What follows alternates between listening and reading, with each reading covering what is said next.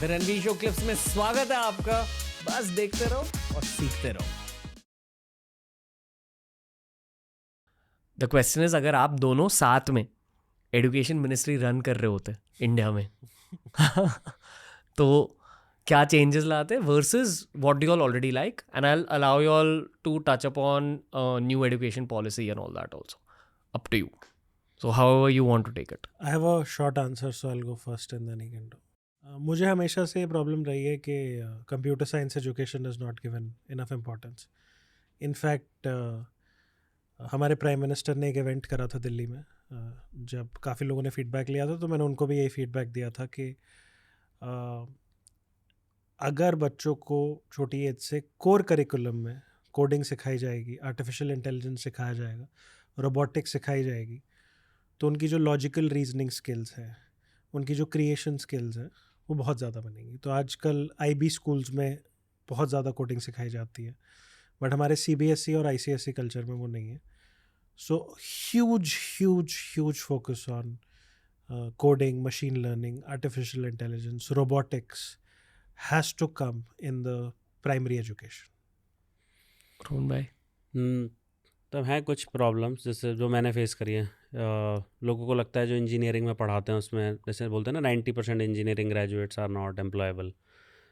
तो MBBS और जो मैंने किया है उसमें भी जो करिकुलम होता है बहुत आउटडेटेड रहता है, बहुत ज़्यादा आउटडेटेड। मतलब हमारे फर्स्ट डे पे प्रोफेसर ने बोला था कि जो मैं आज पढ़ा रहा हूँ, जब तक तुम MBBS ख़त्म करोगे इसमें आधी चीज़ें रेलेवेंट हो जाएंगी।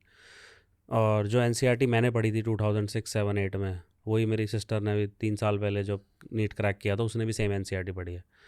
तो ये हाउ कैन इन सच, अभी हमने पूरा जो डिस्कशन किया है 3 घंटे से, इसमें इवोल्यूशन ये हो रहा है कि भाई आप बहुत फास्ट चेंजेस हो रही हैं। गौरव ने बोला 3-6 महीने में चीज़ें चेंज हो जाती हैं, और जो आप बुक्स पढ़ रहे हो वो 12 साल से सेम है, करिकुलम 12 साल से सेम है, 15 साल से सेम है। तो I think that will be the number one thing कि जो रेट ऑफ चेंज है that has to be like it should keep pace with real life, वरना वो कंटेंट आउटडेट हो जाएगा, कोई पॉइंट नहीं है उस ग्रेजुएशन का, उस डिग्री का। फिर क्वालिटी कम है, क्वांटिटी ज़्यादा है, स्पेशली कॉलेजेस वगैरह की। मतलब तो वहाँ पे जो फ्रेमवर्क होना चाहिए वो क्वालिटी के अराउंड होना चाहिए। फिर कुछ जगह तो कुछ है ही नहीं स्कोप, जैसे MBBS में जैसे मेडिकल कॉलेजेस 250-300 होते थे, अभी 650 टाइप्स हैं। We need like thousands of them, we need much more of them. फिर जो यूरोप वगैरह में काफ़ी स्ट्रॉन्ग वोकेशनल एजुकेशन पे बहुत फोकस होता है कि मतलब आप प्लम्बर बन जाओ, आप इलेक्ट्रिशियन बन जाओ, आप मैकेनिक बन जाओ। इंडिया में it's look down upon very heavily, और इसमें एक्चुअली आप अच्छा पैसा बना सकते हैं। Like it will not be replaced by AI और anything like very soon. So इसको फॉर सम रीज़न, कुछ तो blue collar white collar India में बहुत चलता है, वो एजुकेशन लेवल पे है, तो people look down upon these jobs and they just want कि भले ही मेरे को 18,000 20,000 रुपये मिले, 2.5 लाख की CTC मिले, बट इन्फोसिस में मिल जाए, TCS में मिल जाए, rather than where you can learn a skill, vocational skill ITI के through. So I think these are the changes I would do for sure. जब आप दोनों ने अनअकैडमी को स्टार्ट किया था, I think competitive exams were the main thing in your mindset. Currently also is the main focus on competitive exams, या आप job specific edtech के बारे में भी सोचते हो? Like how do you look at specially job specific edtech, because is that going to be a new trend? Will people actually take up online courses or online live classes related to job specific edtech? And I ask that from a personal perspective because we've launched something ourselves also for our own needs, क्योंकि जो editors हमें market में मिल रहे थे, they were not up to a certain standard. So the coaching we were giving our own freshers, we just turned it into something and it paid off for us. but ये बहुत microscopic scenario है. So I think it's going to be a big market, but हमारा भी focus competitive examinations. Okay. It's going to be a big market, but अभी हम competitive exams पे focus करना चाहते हैं। जिस तरह का इंफ्रास्ट्रक्चर आप लोग ने बिल्ड किया है, is it easy for you all to enter that job specific edtech as well? Yes, but see, competitive exams are a multi-year journey, and उसमें बहुत ज़्यादा hand holding करनी पड़ती है। देखो, job specific edtech essentially means an online college.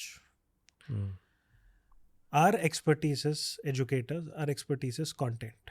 तो जब हम एक लैंग्वेज लर्निंग ऐप बनाते हैं, हमें लगता है हमारी स्ट्रेंथ्स रेप्लिकेबल है। कॉलेज बनाना is a different game all together. तो आई थिंक अभी हम फोकस करना चाहते हैं कॉम्पिटिटिव एग्जाम्स और लैंग्वेज लर्निंग पे। Jobs market is huge. Companies like Eruditus, upGrad, are doing really, really well.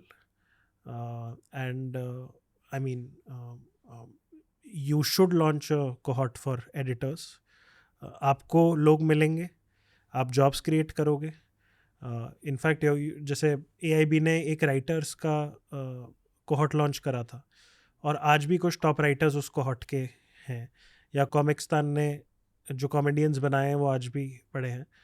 So I think ये जो कोहॉर्ट बेस्ड एजुकेशन है where different people will coach people, like cohorts of people, I think it's very sustainable, it's very good.